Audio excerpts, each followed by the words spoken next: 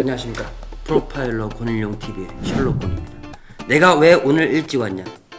또 교수님 오기 전에 프로파일러에 대한 공부가 안 돼 있어. 그래서 제가 오늘 좀 예습을, 책을 보면서 좀 예습을 하는 모습을 좀 보여주면 교수님이 제일 이뻐하지 않을까 해서 공부를 하고 이거 딱 읽고 공부하면 교수님께서 날 인정해 주실 거예요. 브라더.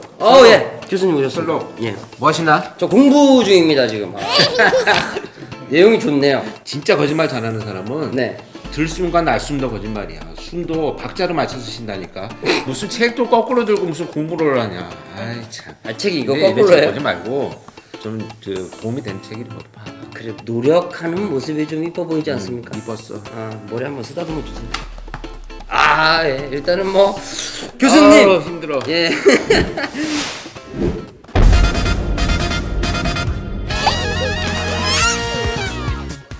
저희가 좀 축하할 일이 있습니다, 교수님. 또 프로파일러 권일용 TV를 개설하고 나서 수많은 분들께서 지금 관심이 너무 많아요. 네. 또 감사의 인사 좀 한 말씀 부탁드리겠습니다. 네, 고맙습니다. 많은 관심을 가져주셔서 너무 고맙고요. 앞으로도 열심히 하겠습니다. 제가 볼 때는 이 범죄 이야기를 이렇게 관심 있게 보는 분들도 사실 정상은 아니라고 생각을 합니다. 근데 그럼 나름대로의 어떤 의미를 가지고 보시는다고 생각을 해서 네. 최선을 다해서 셜록과 함께 여러분들 찾아뵙도록 하겠습니다. 감사합니다. 이게 또 이제 교수님 말씀대로 예방이잖아요. 이런 일이 다시 일어나서 안 된다라는 뭐 그런 취지이기 때문에 네. 사람들께서 요즘 안 좋은 시기니까 또 이런 걸 보면서 또 이렇게 많이 배우는 점이 있을 것 같습니다. 요즘에 그 코로나 때문에 네. 또 그 많은 분들이 생활을 안 하고 집에만 계시잖아요. 그쵸. 이럴 때 집안에서의 가정 폭력이 많이 나요. 가정 내 범죄가 급증하는 이런 사회적 영향이 있습니다. 왜 자주 봐서 이게 좀 얼굴을? 같이 붙어 있으면 평상시에 못 보던 모습들을 많이 보게 되는 경우가 있거든요. 그래서 이제 또 외부 활동을 못 하는 것에 대한 짜증이나 이런 것들이 네. 가족은 편하다 보니까 막 분출하는 이런 경우들이 생겨요. 그래서 특히 이런 어려운 일이 있을 때는 가족 내에서 서로를 이해하고자 하는 노력이 있어야만 이게 슬기롭게 극복되는 것이지 뭐 단순히 외부 활동 안 한다 이거보다는 보다 더 이런 기회를 통해서 또 가족들과의 어떤 이해를 좀 더 높이는 이런 계기가 될 수 있다면 좋을 수 있을 것 같습니다. 사실 정남규 잘 모르죠? 예, 전 잘 몰라요. 이정철도 잘 모르더만. 전 영화 보고 알았죠. 그 추격자라고 그때 말씀드렸듯이 전 항상 밝은 것만 보고 애니메이션 막 이런 것만 보고. 좋겠다. 교수님은 일이셨고 저는 개그맨이다 보니까 항상 밝은 걸 좀 봐야 되니까 그렇지. 오늘 또 이런 정남규 사건에 대해서 말씀을 하시려고 하는 좀 특별한 이유라도 좀 있으십니까? 정남규는 제가 범죄자를 한 1000명 만났는데 네네네. 그 중에 가장 잔혹했어요. 가장 잔혹한 행위도 있었고 사고방식도 유영철 강호순보다도 뭐 비교한다는 건 그렇지만 네네. 굉장히 더 잔혹했던 잔혹한 행위를 오늘 얘기한다기보다는 네. 그가 어떤 이유로 이런 범죄들이 촉발이 됐고 또 어떤 사고관념을 갖고 있었느냐 뭐 이런 것들에 대해서 좀 알아보는 시간을 갖도록 하겠습니다. 서울 서남부하고 경기 군포에서 범행을 저질렀는데 네.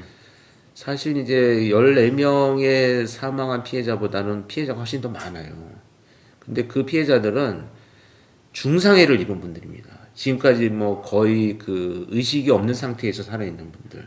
그러니까 이제 머리를 공격받아서 뇌사 상태에 있는 이런 중상해를 입은 분들이 계시기 때문에 사실 피해자는 훨씬 더 많고 또 물론 그것이 다 수사에서 다 밝혀져 가지고 처벌이 되고 있고 사형이 선고가 돼서 결국은 뭐 본인이 교도소에서 극단적인 선택을 하고 말았습니다만 어찌됐건 굉장히 잔혹한 행위를 통해서 범죄를 저질렀기 때문에 그 우리 사회에 던지는 메시지가 굉장히 많은 사건이죠. 이게 초창기에 어떻게 발전이 됐냐면 노상에서 늦게 귀가하는 여성을 발견을 하면 갑자기 따라가서 무차별 공격을 하는 범죄를 시작이 됐어요. 묻지마 폭행 같은 묻지마 공격처럼. 이유도 없어 그냥. 그런데 특이한 건 반드시 피해자를 돌려세워서 찔러요. 돌려세운다는 게 그러니까 등 뒤에서 공격을 하는 게 아니고 얼굴을 반드시 돌려세워서 찌르는 거야. 이건 일단은 기본 살인의 패턴에서 벗어납니다.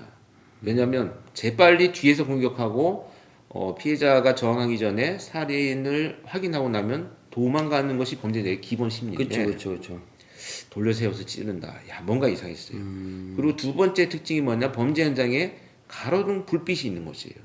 그러니까 잘 보이는 곳이야. 이것도 패턴에서 벗어나요. 기본적으로 사람이 어둡고 음침하고 또 피해자가 나를 보지 못하는 상태에서 빨리 공격하고 도망가는 것이 기본적인 범죄 심리예요. 범죄 수법. 그런데 전혀 반대의 현상이 나타나고 있잖아요. 살인 사건이 아닌 상해 사건으로 몇 건이 진행되고 나서 이제 사망 사건이 나면서 이제 살인 사건으로 바뀌었습니다. 그때 살인이 나면서 이 수법이 너무나 특이하다라고 제가 판단을 해서 기존의 유사한 지역에서 일어났던 사건들이 그런 무차별 공격한 사건들을 전부 수집을 했어요. 아 거기 그 근처에? 수집을 해서 보니까 이미 살인이 일어나기 이전에 그런 무차별 공격이 한 두세 건이 더 있었더라고요. 그래서 야 이게 드디어 연쇄살인이 또 시작됐구나. 근데 그때가 이제 언제냐면 유영철 사건이 거의 이제 체포되기 얼마 앞두고 있었던 시기거든요. 그러니까 답답하죠. 유영철이라는 실체가 안 밝혀지고 연쇄살인이 일어나고 있는데 헷갈렸겠다. 유영철이 또 연쇄살인이 이제 시작이 된 거예요. 그래서 그때 굉장히 곤혹스럽고 또 현장에 있는 사람으로서 굉장히 자괴감도 느껴지고 야, 이 범인이 또 얼마나 많은 사람을 해칠까라는 이런 그 심정 때문에 그때부터 현장에서 거의 한 6, 7개월을 범죄 현장에서 범행이 발생할 시간대마다 계속 추적을 하면서 현장 분석을 했던 그런 기억이 있습니다. 오직 자기 분노에 가득 차가지고 당신하고 나하고 얘기해도 너는 내 말을 잘 이해하지 못할 거야. 내 삶을 네가 어떻게 알아? 이런 투의 어떤 그 부정적인 반응, 굉장히 말도 별로 하지 않았었고 자기 삶의 과거에 대해서 숨기고자 하는 이런 의도로 많이 나타났지. 피해의식이 좀 많은 친구. 맞아요. 그 굉장히 사람들과 만나고 소통하고 이런 것들이 미숙한.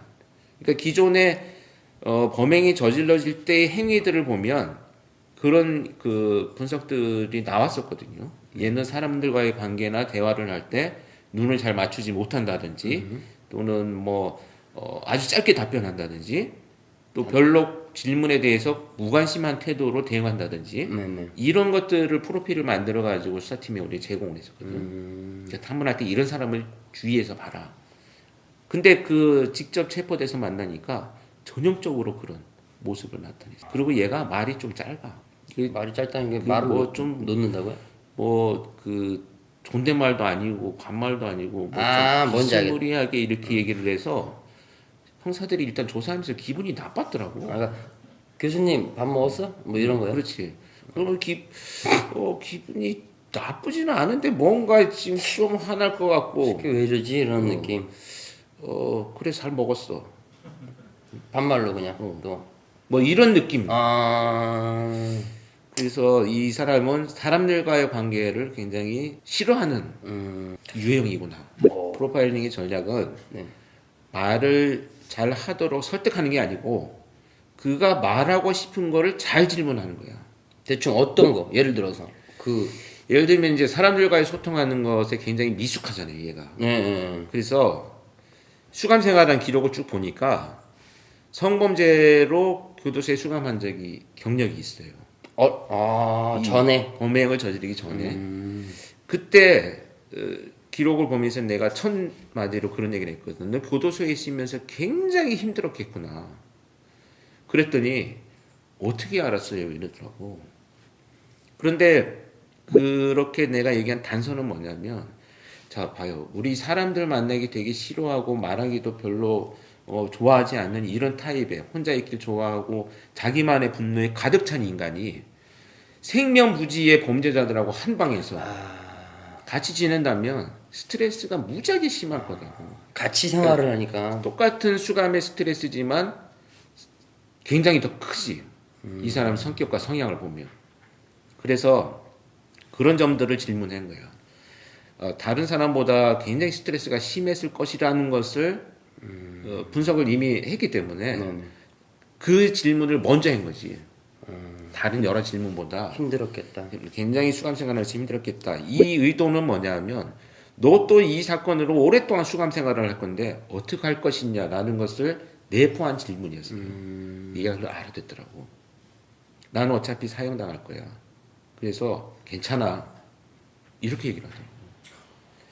그러니까 그 뭐랄까 이런 범죄를 저지르는 자들은 우리하고 그냥 다른 사람이다 이렇게 생각하면 돼요.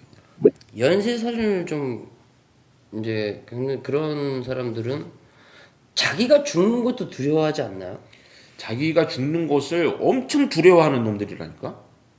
근데 어차피 죽을 거니까 뭐. 그거는 그 이미 이런 사건을 저질러서 체포됐으니 더 이상 이제 내가 희망이 없다라는 의미지. 아, 자포자기. 자포자기하는 거지. 그거를 죽고 싶다는 놈 한 놈도 없어요. 근데 정당변은 실제 교도소에서 자살했잖아요. 이게 자살이 아니야. 사실은 이게 자기가 자기를 살해하고 끝난 거야. 살인의 끝이야. 이게 좀 이거는 소름 돋네. 사형수가 스트레스를 받아서 자살했다고 그 당시 언론 보도 나왔는데 내가 나중에 그 기자하고 만나서 대화하면서 나는 그렇게 생각하지 않는다.